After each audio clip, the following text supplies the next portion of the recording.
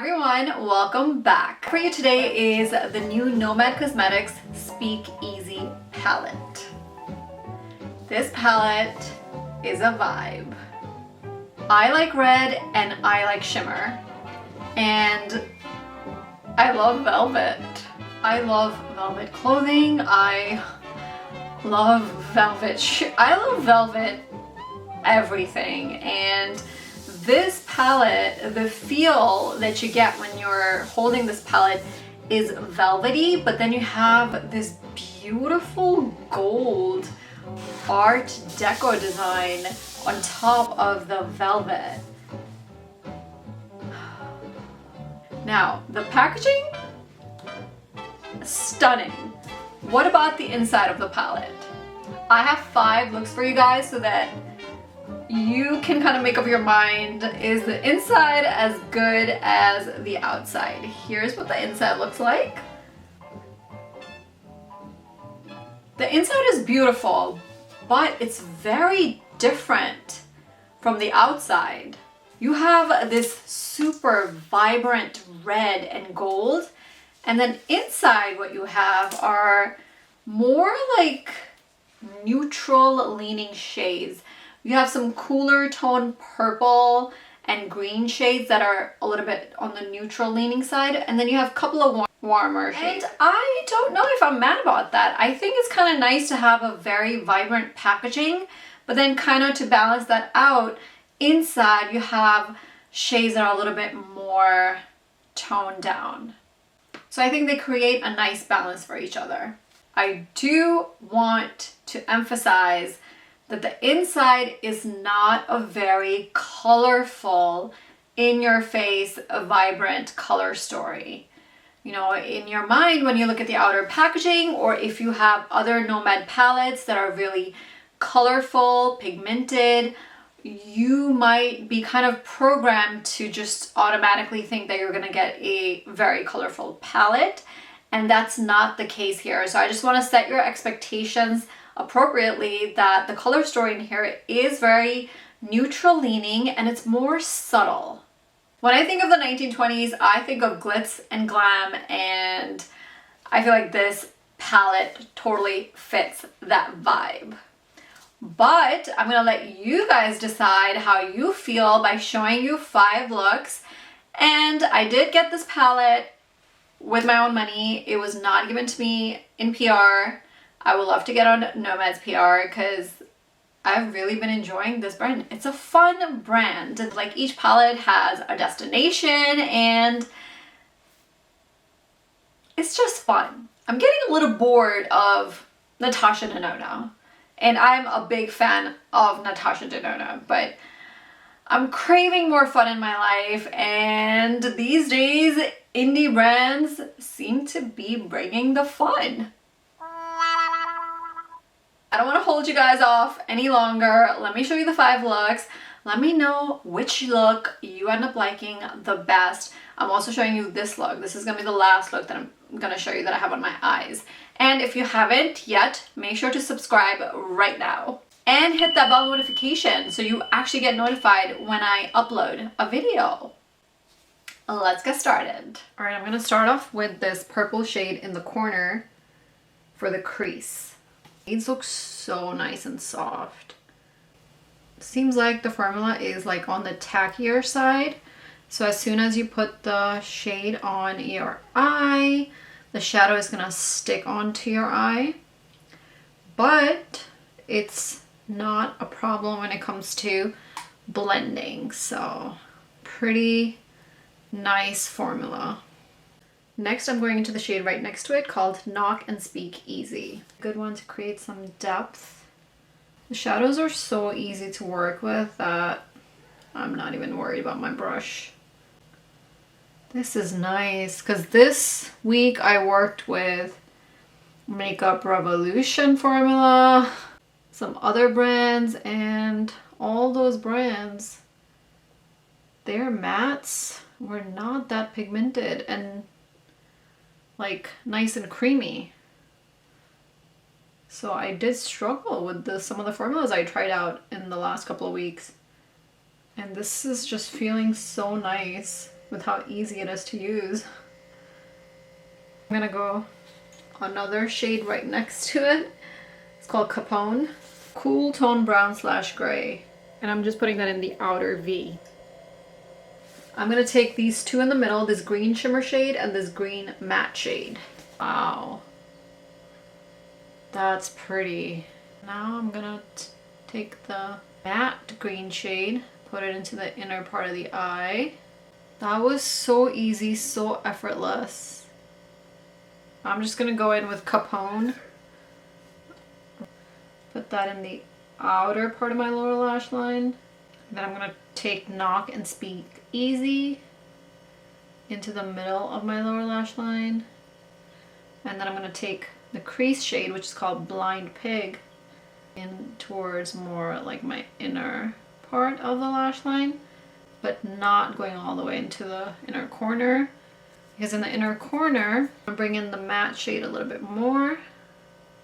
I'm gonna do this eye and I'm gonna put mascara and liner to finish up the look.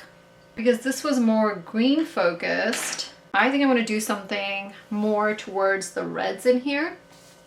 But I'm gonna try out the green matte shade in to my crease and let's see how that works out. Yeah, that's nice. Okay. And then I'm gonna take this kind of mid-tone warm brown shade called Windy City, and then this top shade here called the Drunken Goat. Okay, now I'm gonna go into the darker brown called Drunken Goat in the outer corner. I'm gonna take this shade in the middle, this red bronzy shade. Like I see other colors in here besides red. They're not like chunky glitters, they're just like really beautiful smooth glitters or smooth shimmers. Now the only thing that I'm gonna struggle with here is the inner corner. I don't have anything for the inner corner here. I think I'm just gonna go with this light matte shade called Prohibition.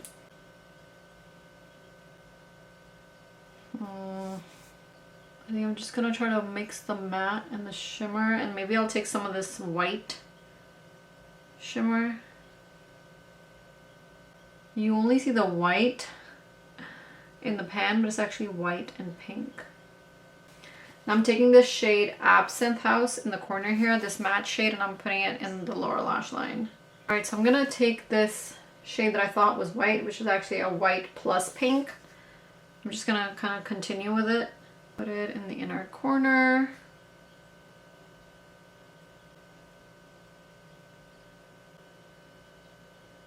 Love this side. Not so much this side. Alright, so I finished up the look. I also put on some foundation and some blush. Did my eyebrows a little bit. So here it is.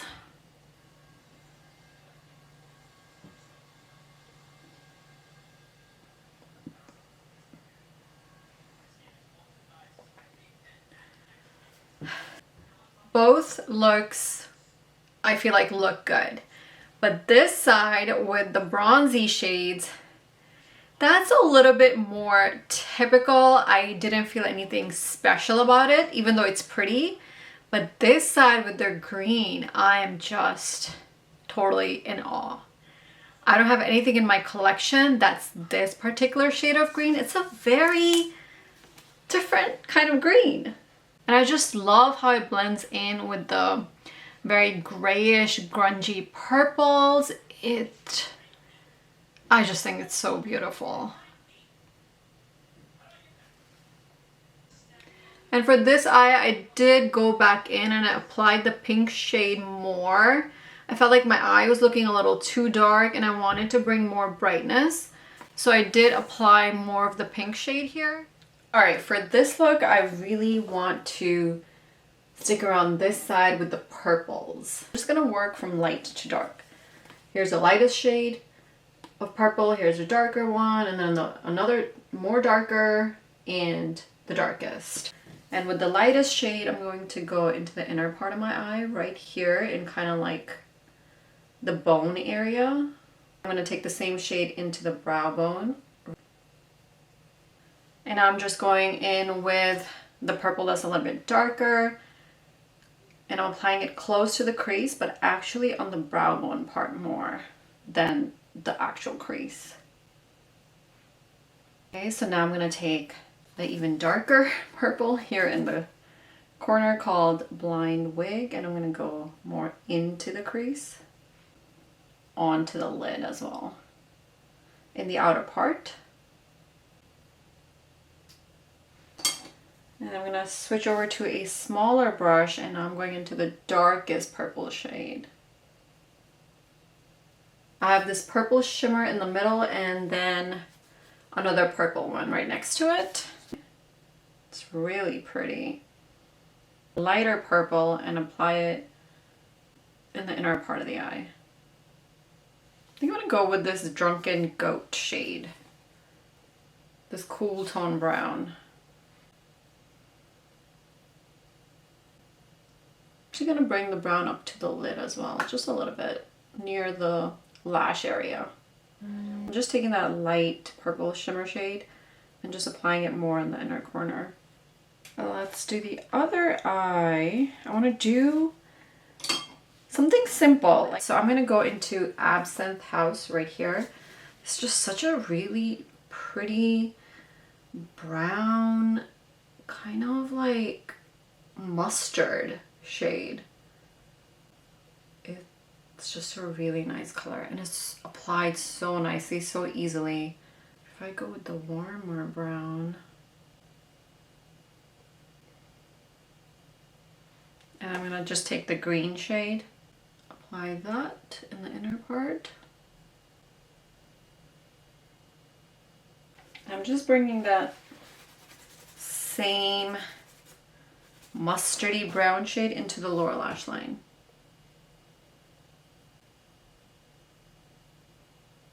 And I'm taking this brown, mid-tone brown shade here. It's warmer leaning. Windy City is the name.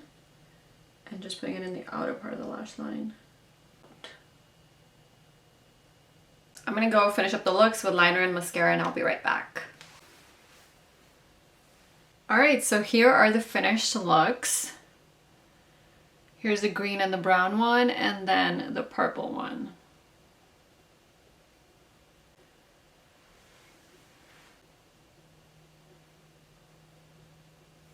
Out of these two, I like the purple one better. I don't know if I love the green and the brown together, even though I do feel like they do go together, but I liked the green with the purple shades a lot more. I'm gonna see if I can do anything with like a wet brush.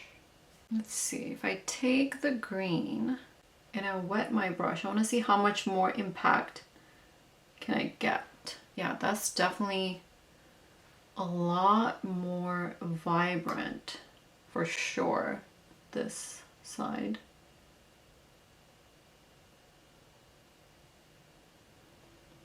All right, that looks prettier. Like, I feel more satisfied after using a wet brush. Like, I think I needed a little bit of a wow factor because brown is more of like a basic color. I think having a green in here that has more of a wow factor is very necessary. Okay, I think I like the green brown look a little bit more now. After using a damp brush, it looks a little bit more vibrant. I think we're good.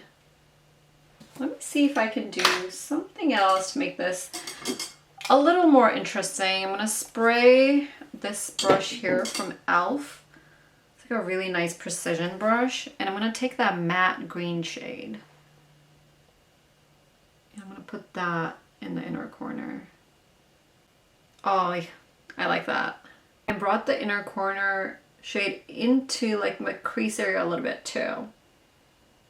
All right, I feel I feel so much better about this side now. Like, it's looking vibrant. I love putting that green matte shade in the inner corner. I feel so much better. Yeah, I feel like the brown had to take a little step back and allow the green to shine through. So that has made the look a lot better. Just to see how much vibrant the purple shimmer can get if I use a damp brush, because I feel like the lightest purple was not super like lustrous and smooth. It is definitely a little bit more flaky, but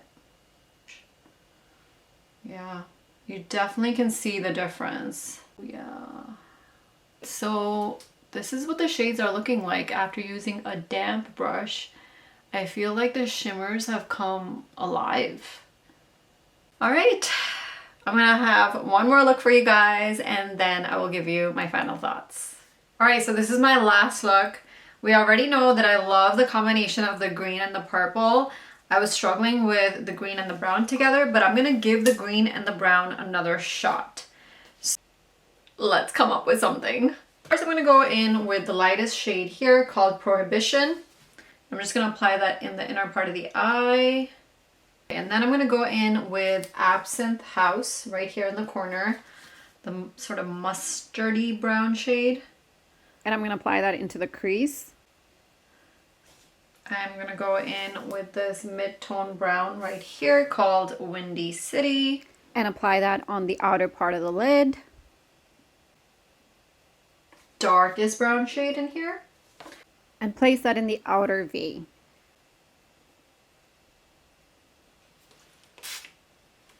And I'm gonna go into this warm, shimmery shade called Boulevardier right here.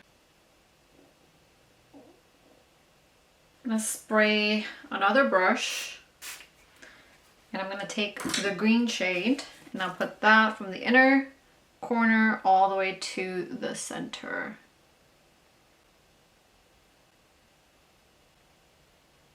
You know, I gave the green and the brown another chance together, but I don't like it.